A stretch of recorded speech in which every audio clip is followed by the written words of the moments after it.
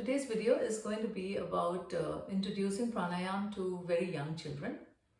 I'm doing this video for a friend with an article, and if you want to read the article, the link is down below in the description and you can have a look at it if you're the reading kind and would like to understand how to be with children and how to teach them pranayam. So I have Olive here to help me today, since I'm not a big fan of having small children in the videos. So namaste from Olive. So we'll start with very young children, infants, so to say.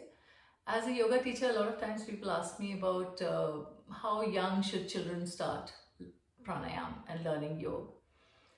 And I feel for pranayam, the right time to start for children is from the womb, when the mothers-to-be start practicing a deep breathing pranayam technique. When they're going to have the babies, they pass it on to the children, and like a seed is planted in them.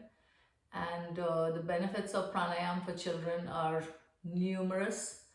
I'm not going to go into that over here, keeping the video short with just the 2 or 3 techniques that we are going to do. So for really small infants, when they're just born or a few weeks old, a few months old, when you are holding them in your lap and you are sort of the caregiver, it could be the parents, it could be the grandparents, it could be aunts or uncles or nannies. So when you hold them in the hand and you are shaking them like this, rocking them gently, you can stop and breathe. So just to let the child feel this energy. Because when we say breathe, of course, we mean something much more deeper than breathing. The breath, the life force energy called the pran, infuses the breath and communicates as an intelligent energy. So this is how we're going to breathe. Hold the baby in your lap and breathe. Just a gentle movement. You're doing a belly breathing, so the breath is flowing down into the stomach.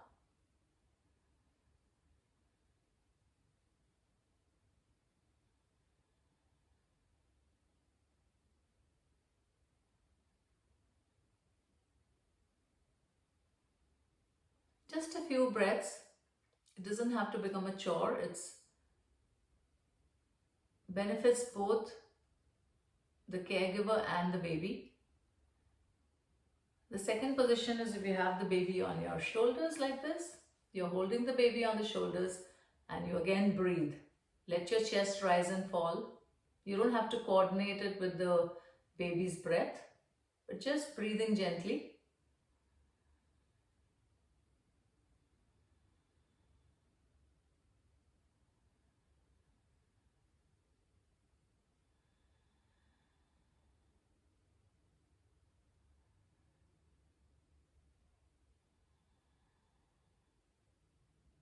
Great. Now this was for really small infants. Now what happens when the child starts crawling and starts walking around, toddling? Becomes more difficult to engage their attention. So remember, children always do things by observation, not by instructions. So if you practice in front of them, which is what I always tell people to do, start practicing in front of the child, ignite the child's curiosity, and then you'll find them imitating and following what you're doing. Okay, so usually what I do is, if you notice, I'm sitting on a floor mattress, so the child can be, sort of playing around and walking around while I start practicing, and then suddenly they get interested and come and sit next to me, or they get curious. And sometimes I use Olive, so I put her on my lap and I breathe with her. Olive is my helper. So here we go. So what we do is, when we breathe in, I raise my arms up like the wings of a bird, and then I breathe out, I take it down. I'm going to just come more center. Here we go.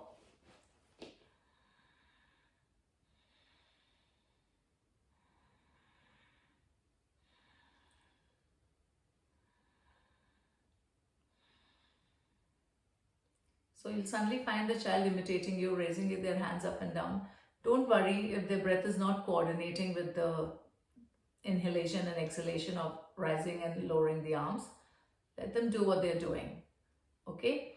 No need to force them. The moment you force them, it's over. So then I use olive to show if they can sit on your lap and they're playing, you can sit on there.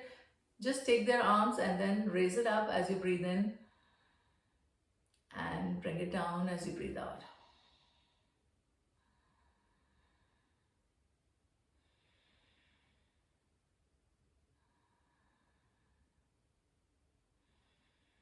That's it, just a few times. You don't have to force them and make them sit. If they just walk away, let them go.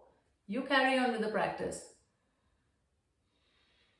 And when they see your unfaltering concentration, even when they move away, it gives them a lesson on being stable and steady.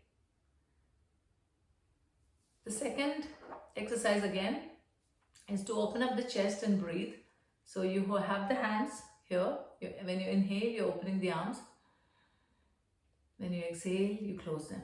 So of course, if the child is on your lap, you can help them to it. Otherwise,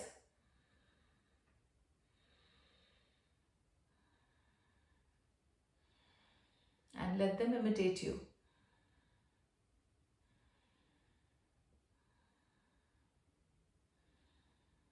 That's it.